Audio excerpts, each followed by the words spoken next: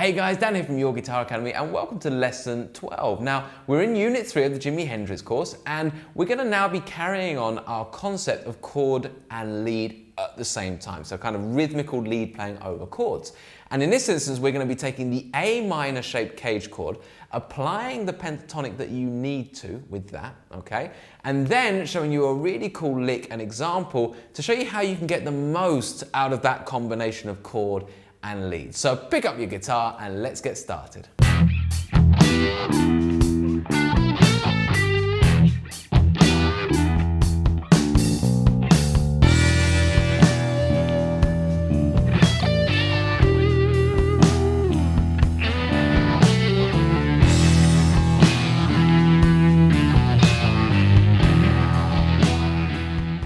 Okay, so if you've just joined us, then don't forget that you can get all of the lesson write-ups, interactive tab, and fretboard diagrams over on the website, and we'll post the links in the description and in the video. Also, if you're enjoying this video so far, please do give us a like and subscribe, as well as leave us a comment. We do our absolute best to make sure that we answer every single comment, and certainly we'll get back to any questions you've got about the lesson. Finally, if you're on Instagram and you want to tag us to share your progress, then please do so at Your Guitar Academy. We can't wait to see how you're getting on with this course.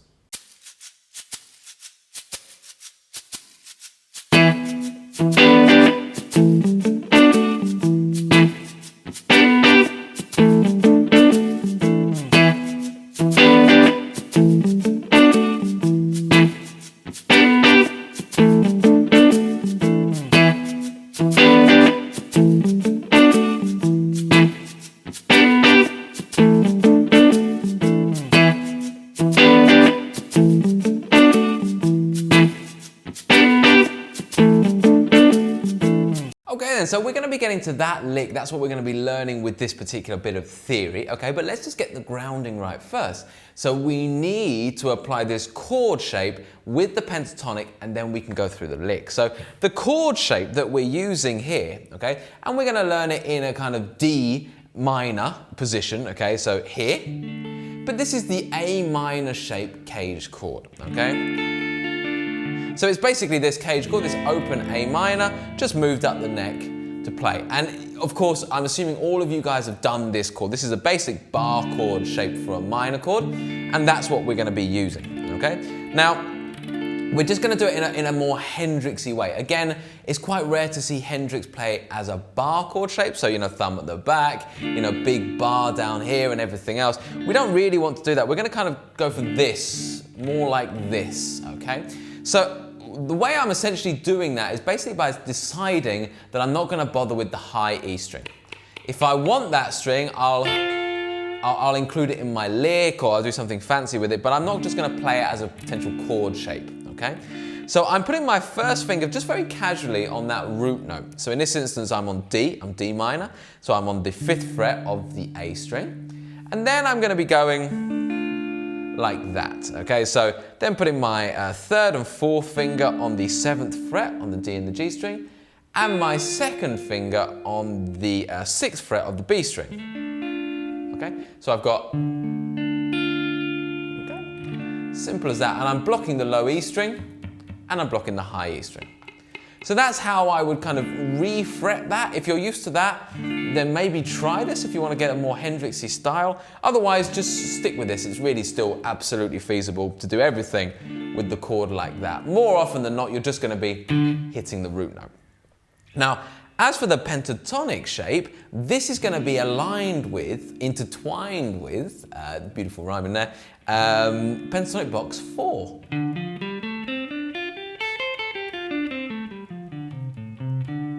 So I'm going to go through that box 4 a little bit slow, just in case some of you guys are not 100% on that box. We're going to start from the root note of D in this instance, but we will do the whole box eventually.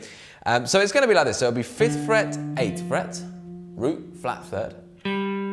Then 5th fret, 7th fret, which is 4th and 5th.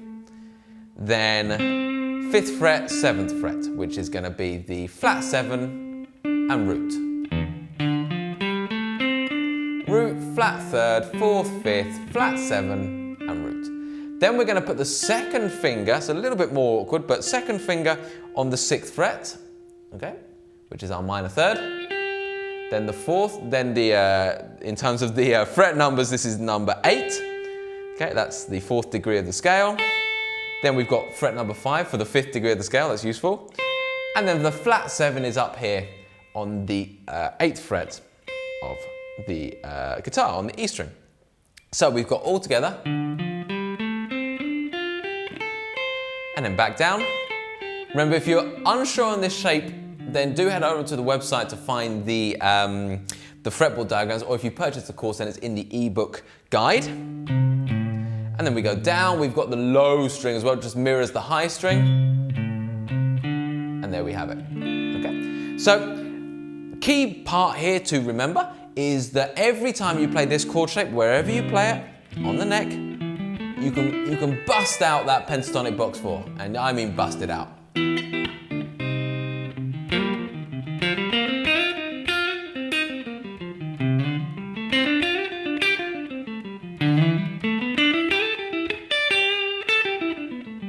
So you can hear me change key there, right? So C,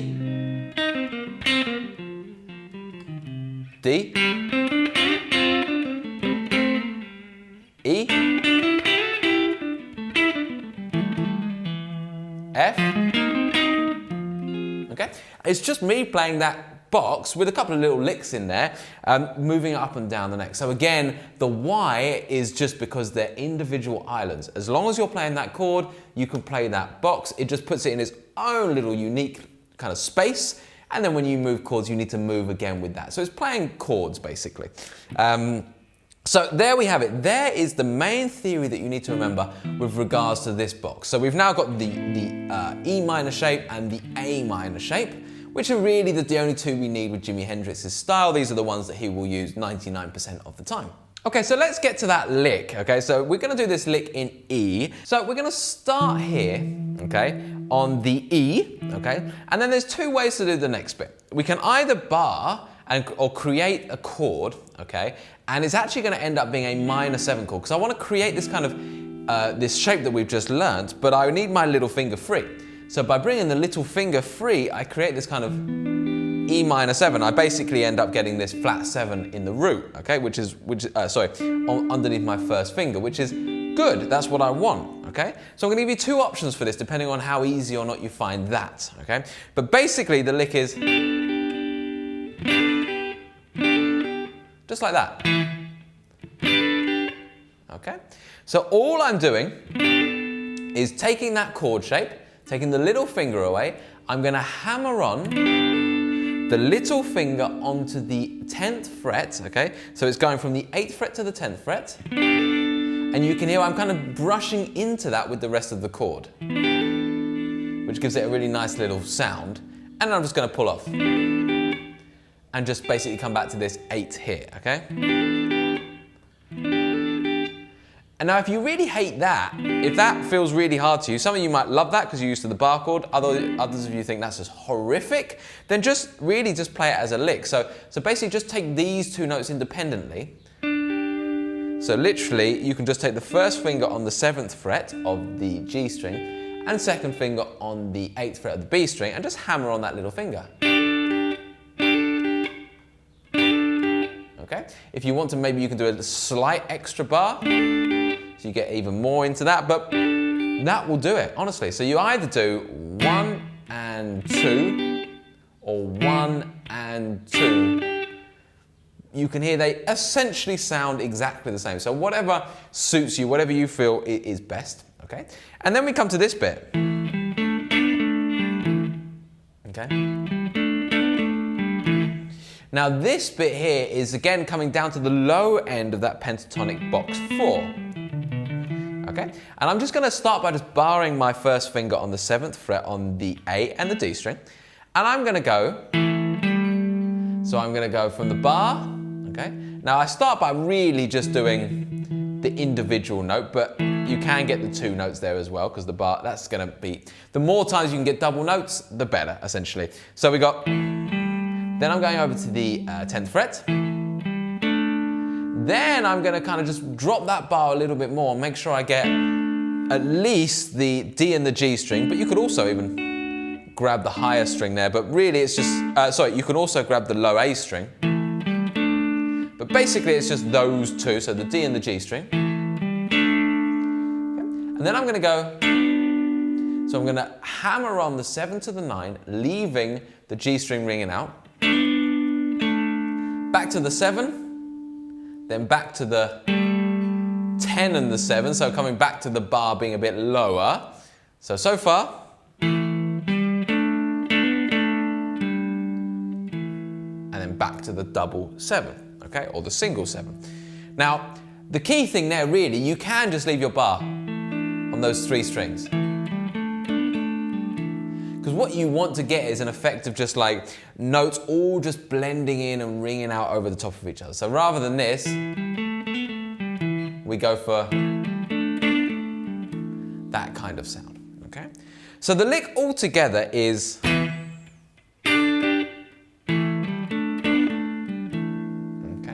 And over a nice slow drum beat, okay, over a little bit of swing, it will sound like this. And 4, and 1.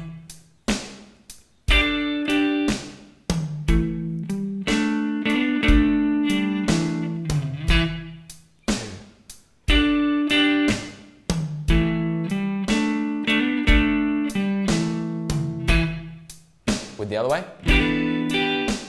So it just sounds a bit more full.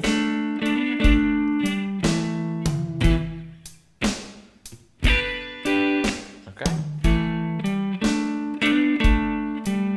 Now it's just super important to really get a feel for where these bits come in on which beat, okay? So the way we played it there is kind of over 2 bars, but you could do that in a 16th note fashion over 1 bar, as we'll discover as we go through more licks, okay, more songs. But basically, the thing to think about over 2 bars is that comes in on beat number 3. So 1, 2, 3, okay? 1, 2, 3, 4, 1.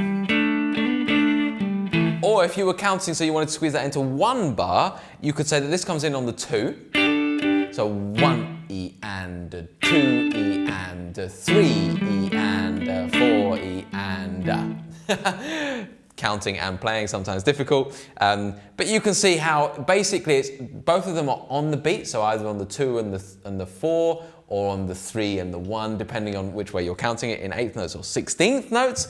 But the main thing to know is that it's on that beat, okay? So, it's basically the equivalent of push, but adding something.